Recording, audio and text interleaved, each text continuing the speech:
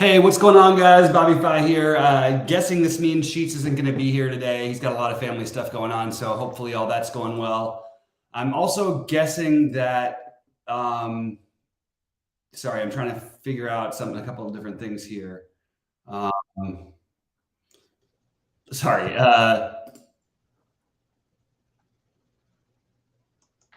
What's going on? Hey, oh, you're there. All right, great. Sorry, Sheets. Do you want to start off, sir? 1 second. I'm just trying to fix something on the site thing real quick.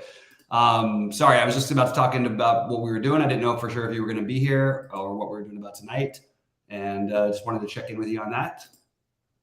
Yeah, so the two main changes in the lineups were two pitchers. One was the Mets pitcher Senga was replaced by McGill, and the KC put in a 4K cheapo, the Mike Mayers, instead of the other cheapo, which was I guess Daniel Lynch, but Daniel Lynch was like 7,100 or something like that. Yeah. And he's showing up as a value play to Mike Mayer, so that's something I guess we should talk about. The other thing is, in hitting, I'm not getting that much Miami at all. I'm getting some, but I mean not a big deal. I'm getting a lot of Houston, a lot of Milwaukee, getting some Mets actually, and then some. A little bit of the Red Sox also. That's on DraftKings. And then on FanDuel, it's going to be, it looks like, I'll get to the pitching in a second, but hold on. FanDuel, I guess I'll look at the hitting first. Hold on.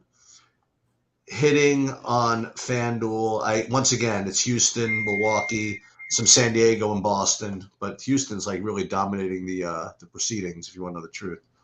And then pitching on first FanDuel first, and then I didn't do my big one yet, but Strider and Cole, just like the majority. And then I do have some sprinkles of like some other nonsense, but it's mostly Strider and Cole on FanDuel. And then on DraftKings, let me just get this. And again, I didn't finalize my big buy-ins yet, but overall, my exposure is, hold on 1 sec, is Cole and Strider again, the top two, maybe 50, 40% each. And then I right now have the two cheapos. I have Mayers and Bello as the next two highest owned, and then like a whole bunch of sprinkles throughout. So that's kind of where I am right now. Yeah, I have zero Mayers. I don't really understand what this thing is. It's because the guy's 4K. We're supposed to play him over guys who are 6K that actually are pitchers, and we don't even know if this guy will throw more than 50 pitches. He might literally be perfect in 2 innings and not make it through the third if he walks one guy. I may throw him in with the other cheapo as just a way to do something in a smaller buy-in, but I can't see prioritizing this. And I'm actually kind of confused because I've heard other people talking about this as well. For one thing, he's a really bad. It's a bad prospect. Not like a real prospect. He's not in anything. He's facing Detroit is the only thing. But I don't really understand where this is coming from. That people even his I think career high for the MLB is 55 pitches, 56 pitches. Okay. So I'm just not sure how this works. I have no reason to think this is not like a bullpen game. That's just me. I'm still struggling with it though, because I've heard a lot of people talking about it, and I'm almost wondering if there's something I'm missing because I just don't get it. But I understand these 4K. I don't love the pitching on this slate anyway because the guys at the top, I don't think these are easy matchups. I have Cole ahead of Strider. I have a lot of Bello. And then I've got a medium amount of a bunch of guys, Eduardo Rodriguez, Marco Gonzalez, Miller. Miller is one of the top prospects in baseball. I had him mixed up with another guy earlier today with Stone, actually. So you like Miller more than Mayer is what you're saying? Well, I mean, he's a real pitcher. The matchup is different. I don't even know that, like, I mean, it's just like, what do you want from your pitchers on you know what I mean? Like, if you have a guy who's never pitched more than 3 innings in a game and was pitching badly in the minors before he got called up and pitched last game. And his last game, didn't he start the last game and he went 2 2/3 and he didn't even get hit that hard? I mean, I just don't understand it. With Miller, he's actually a real top level prospect. I don't think he'll go above 85 pitches, but there's a big difference between 50 and 85. And I'm not saying that they who knows, maybe everything goes perfect for Mayers and he's rolling and they let him pitch 5 innings and he throws 70 pitches and somehow in 5 innings. I'm not saying it's not possible. It just feels like a reach to me. I like Alex Cobb a lot. I'm actually using him as one of my pitchers on FanDuel. One of the best ground ball rates in the game. It's Minnesota. I'm not terribly afraid. Cobb has been very consistent outside of his last tough start against Philly. It's going to happen to some people. And he got wild. I'm not worried about him getting as wild against the Minnesota team that doesn't have a lot of patience. And I think that Cobb would be the third guy I would be trying to get in if I was spending up a little. But I kind of like the idea of Gonzalez, even though I can understand that, an argument for an A's stack, and Gonzalez certainly can get, exposed. I think taking a shot here on him at 6,700 against the A's makes some sense. I think Bello makes some sense. Another extreme ground ball pitcher who's another top prospect and who's also been fairly consistent and good, including in some tough matchups. So that's sort of where I'm at with the pitching. What are you doing for hitting? I've still got to go finish out. I already mentioned all that. Houston. Yeah. I have all kinds of Houston. Both on FanDuel and on DraftKings. I need you actually kind of like pare it down a little bit. Yeah. I'm getting very little of not very little. I guess I'm getting some Miami, but not really anything substantial. Mm-hmm. Houston, Milwaukee, San Diego, some. And I know you don't like them on the road, but I'm getting a decent amount of Boston as well. Yeah, I've got a lot of Houston as well. I think it's going to be a pretty popular place by the end of the day. I'm kind of looking at the projected ownership, and it just feels way too low. I can almost guarantee that in the higher buy-ins that these ownerships are too low on Houston. I understand that pricing is tough to get in, and maybe people will just play them on FanDuel who play both sides because they are so much easier to get in on FanDuel. But it is hard for me not to have Houston as one of the priority stacks here. I'm sort of with you on that one. I like Seattle still. I like both sides of the Detroit-Kansas City game again. I like the Rockies. I actually think that the Rockies, just the lack of ownership, the fact that nobody's projected above 6% owned, 7% owned, I'll be way over on that. So, and then for pieces, I don't mind parts of it. Oakland, I don't mind parts of Milwaukee, and I think I'm going to have to go out of my way and just force in Atlanta and San Diego stacks in a couple spots. I think Atlanta makes a ton of sense. And even though, look, Miller is good. This is the kind of situation. This is what you do with these young guys. You stack against them and you play them some. Both can be logical. And if you get to him early enough, the Dodgers bullpen is certainly strong. It's not like you're dealing with the 7, 8, 9 guys from the bullpen if it's early in the game, especially if Strider's going well and it's like 7-0. You're not going to see the Dodgers' best guys come out. So. I feel good to be underweight on Miami. I do think Miami's being overprojected in terms of ownership. I don't think they're going to be as popular as everybody's expecting. I think they'll be the most popular team, but I don't think you're going to be seeing 30% owned guys, which some sites have these guys as being owned. I think it's going to be more, in the 20s. And I'm just really surprised that no one's going to take a shot here against on Colorado.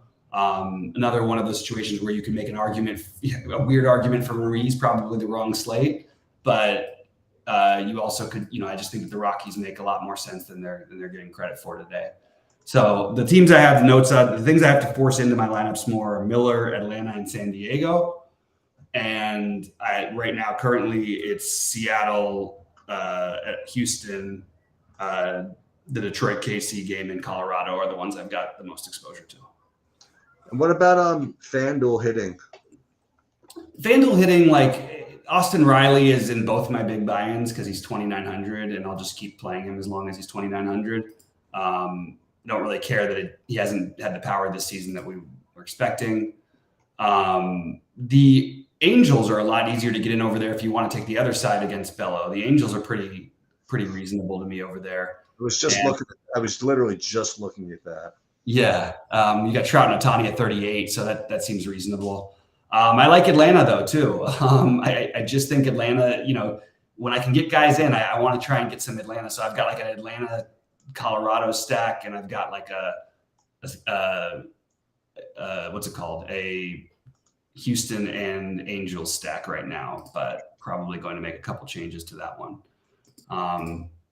But yeah, it's a big slate. It does feel like a tough slate. It feels like it's a hard one to get right. And there's a lot of teams that I think are going to have good nights, but none of them stand out as being like, oh, this is a must, play kind of a situation or something like that.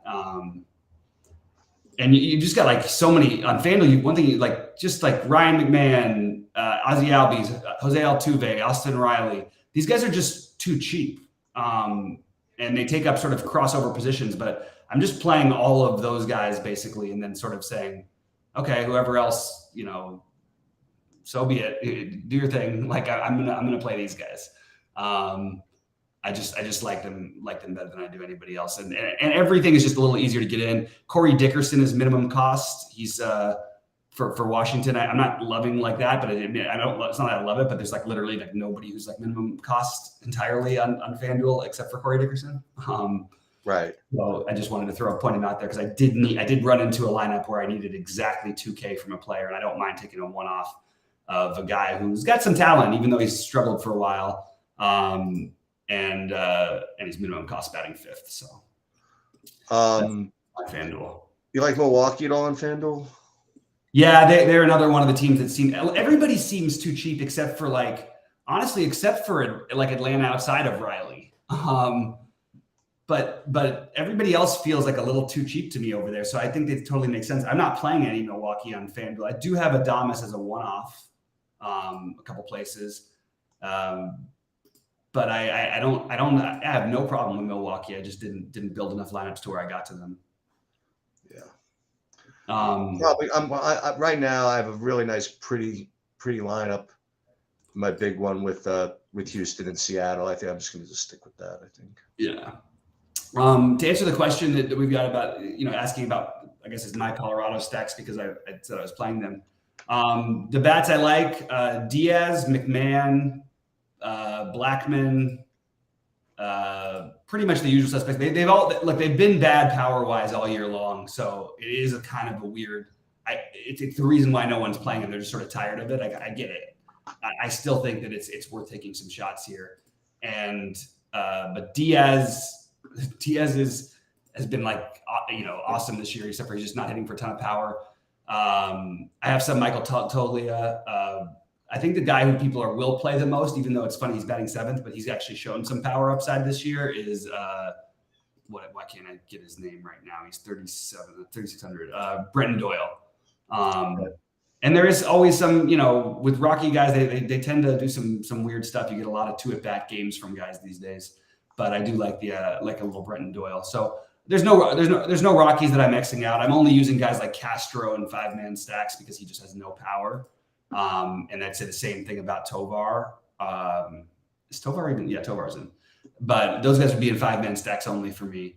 But I think that look, you've got a lot of good options today. I'm not gonna. There's no stack. It's one of those other days where outside of the Orioles and probably the Dodgers, and even the Dodgers, if I was playing 150, they probably would have one or two lineups. Yeah, I think so. But I just don't think that. I just think everybody has a good enough case. But I'm trying to keep it down to my 3 to 5. So what I don't like that I've got right now is I've got a Detroit KC game stack with my Strider Cole combination, and I just don't feel like the upside is quite enough. But then again, I can make the same argument about the Rockies with the way that they haven't hit for power all season long. So right, it's a little bit tricky, especially with Chris Bryant and Moustakas, who we know at least have power, who aren't in the lineups. And we officially have we don't have the lineup for, we do have the lineup for, let me just take a quick look at the lineup for for Miami, because I do think Miami pieces are fine. Another team with no power though, really, like other than Soler and Cooper. I guess you could say De La Cruz, but he's very streaky. Yeah, Fortes batting 8th, unfortunately, but I do like Fortes anyway. I have some Garrett Cooper, Fortes, like some like 2-man stacks with Birdie and Cooper, Birdie and Fortes, just little ones. But I have nothing more than 3 Miami players in any lineup. As we always talk about, I just think that's, I said yesterday that I thought the best bet of the day was the Miami Colorado under. I don't feel quite as strongly today, but it does feel like we don't need to play all these guys at these ownerships. And I just keep coming back to maybe I need to get the Atlanta thing a little bit more. One of the things that draws me a tiny bit off of it on DraftKings, and it's not that much, you know what I mean? Like I said, the righties who can hit home runs to the opposite field and left, it's only, actually, you know what? It's died down. It was 10 miles an hour blowing in from left. Now it's only 6 miles an hour, and it's a little bit more of a crosswind. So I can certainly talk myself into this. The more I talk, the more I'm probably going to find myself talking up the Braves, because this Bobby Miller thing, I like the idea of having both sides of it. And I really think that if you talk about teams that have a chance to put up the real nut ceiling score, I like Atlanta as one of those teams. Yeah. And beware don't be shocked if Marcell Ozuna gets thrown out tonight, though. I'll tell you that. Why? What's going on with that? It's 5 times now it's happened to Dodger catchers where he, on his follow through from his swing, he's hit them in the back of the head. Oh, and really? They almost had a brawl last night, and he did it in the playoffs too. Last year and the year before. Was it last year? The year before? I guess it was the year before last. And it's just like, I just feel like something's boiling over there. I'm still going to play some Ozuna. Don't get me wrong. He's 2,700 on DK. If I'm going to play Atlanta, I'm going to play some of them. But it is a little, it's kind of disgusting that they're letting him play, to be honest with you, after doing that stuff. But I will try to take advantage of it as I play him in my stacks. Did you get into much for the basketball tonight? Yeah, I'm just playing some lineups. I'm do the same as last night. I'm just doing it. Well, let's shed some light. Winner, you're the big winner. We need to know what's up. I'm just fiddling around with this DraftKings lineup for a second. Okay, yeah, do your thing. Sorry. No, it's fine. I'm just trying to think of what to do with it. I'm getting back to this freaking. This is the problem when I play both FanDuel now, because I like my Houston and Seattle and FanDuel, and now I don't want to play them on DraftKings because of that. Yeah. I don't want to take too much risk. It's like it's a little annoying. Who do you like at catcher on DraftKings? The Houston guy, right? The Houston guy. Okay. Houston, Yanier Diaz, Nick Fortes, Salvador Perez, Cal Raleigh, Elias Diaz. Any more cheapos here? Who's second base, shortstop, outfield? Anybody cheap over there? Julian is cheap for the Twins, batting 5th at second base. Valdez is $3K for Boston. That's okay, I guess. Yeah, Valdez is another one. Seattle. Most of mine are in stacks. My highest owned is Altuve, which is a spend up. Any cheap shortstops you were saying? Probably on Detroit, I guess. I don't have any cheap shortstops that I'm playing. Oh yeah, these guys are all terrible. I'm playing Bobby Witt, Birdie, Baez. He was pretty cheap. Just staring at it is Willie Adames. Yeah, he's too cheap for sure. That's the range that you end up in as a spend down, in my opinion. Right. Is there any flat 2K guys at outfield? No, I guess not. Not quite. I don't have anybody. Let me see. Maybe there is somebody that I didn't think of. But the Veerling's 2,400. That's not bad. Yeah, Veerling is very reasonable. He was probably would have led off if it was lefty today. So he's probably projected to be higher owned than he will be. Mike Tauchman is outfield. He's close. Yeah. Yeah. Brandon Dixon, San Diego, Washington is exactly 2K. Can he play? And what does that mean? I mean, can he hit the ball? He's starting for the Padres. That's good enough, right? I guess so.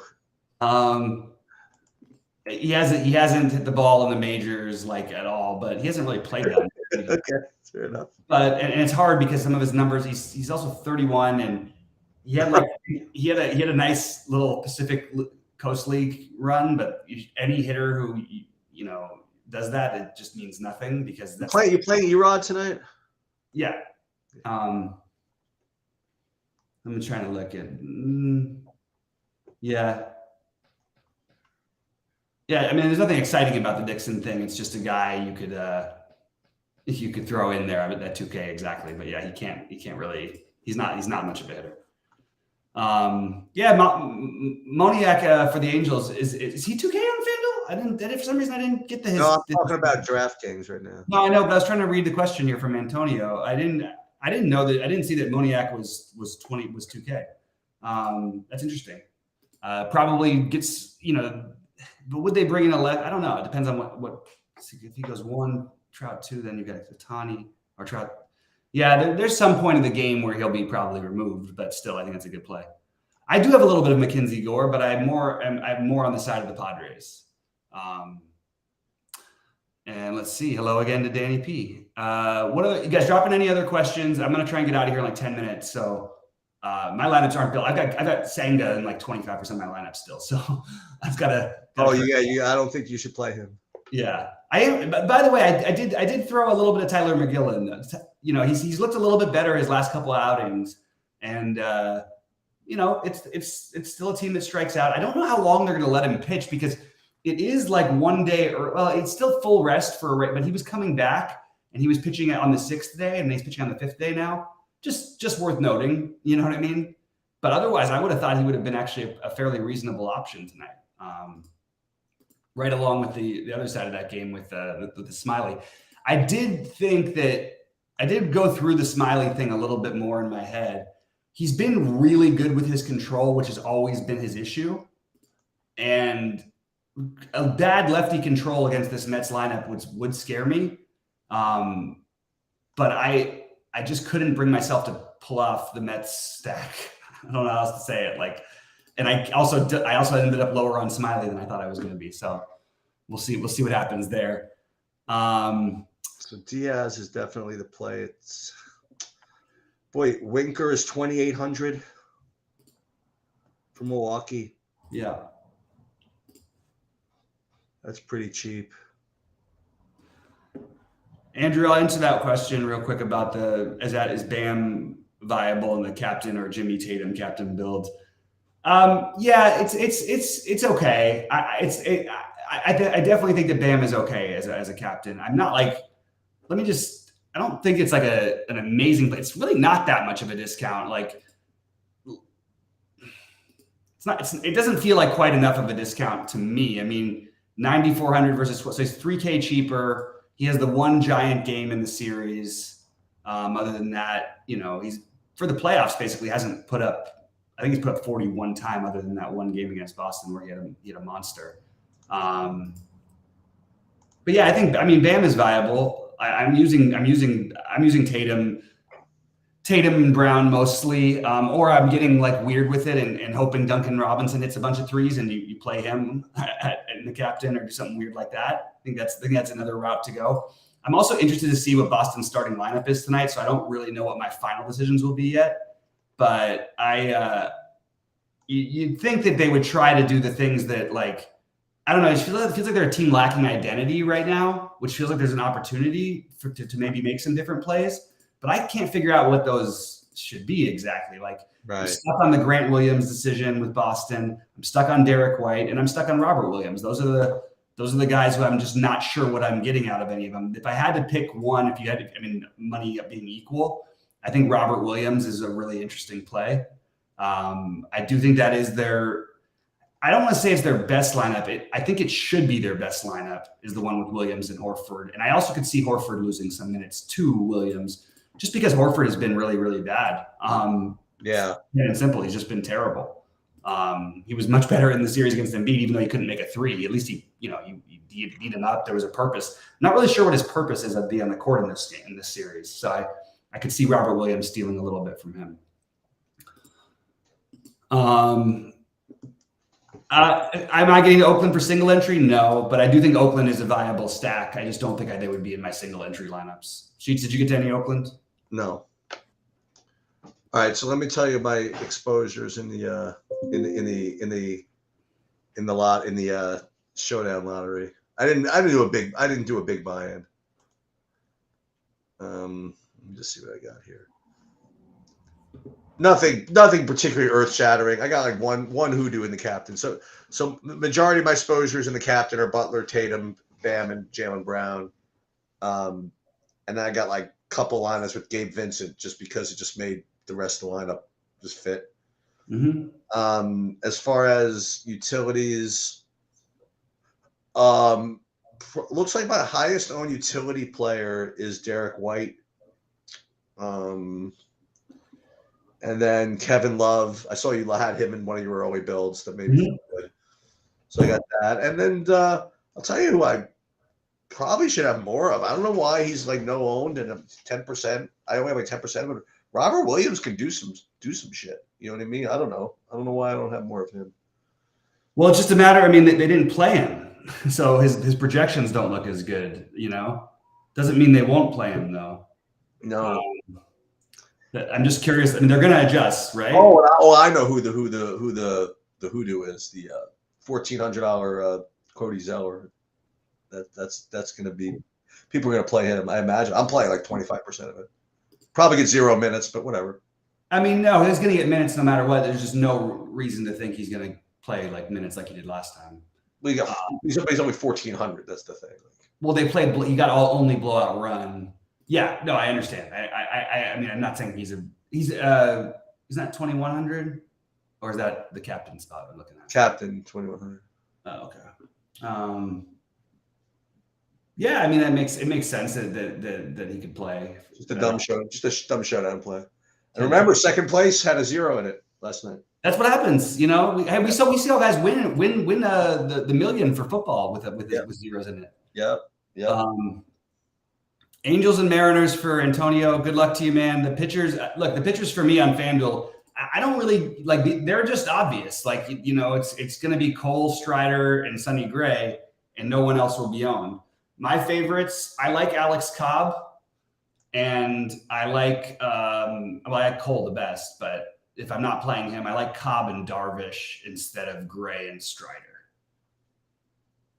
Gray would be my next one. I don't think I'm going Strider just because if I'm going to pay more for what I feel like is a slightly worse play than Garrett Cole, it just doesn't make sense to me at higher ownership. So I'll go the other way. And for what it's worth, I want that quality start and a chance to the win. You could argue that it's tough for Cobb against Sonny Gray. I don't think there's a big gap between Cobb and Gray in general as pitchers. I really don't. I think it's very, very close. In fact, I believe I had that. I don't know if I actually put it down as one of my bets, but I think that, the Giants being an underdog here, I'll take the Giants. It is 83 degrees there, and at least Cobb keeps the ball on the ground. Sonny Gray doesn't. I just think that you're getting like a very similar type of pitcher. And the one thing is, like, Cobb doesn't – he used to all the time. He hasn't lately had that, hey, we're pulling him because of a blister thing, where Sonny Gray doesn't get pulled for that specifically.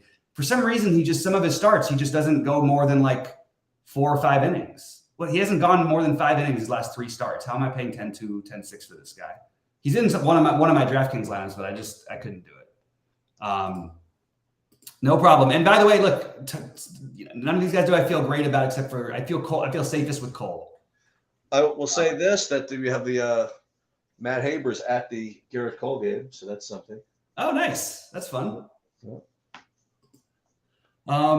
So I guess so as far as tonight goes, Sheets, are we going to play it by ear and just decide last minute and see who? Yeah, I think we'll play it by ear. I mean, I've had it's been a long couple of days. We'll see how I feel. Yeah, I'll tell you this: if we're live, if we're live for stuff, we'll definitely fire it up. Yeah, absolutely. Yeah. All right, I'm going to probably bounce so I can get these lineups. They're making me a favor though. When you after you whatchamacallit, stop the streaming, can I show you something? Absolutely. Okay. All right. Good luck tonight, everybody. We'll be in the premium Discord the rest of the night, and maybe live later. We'll let you know. Let us know if you guys are deep in anything, so we can sweat you.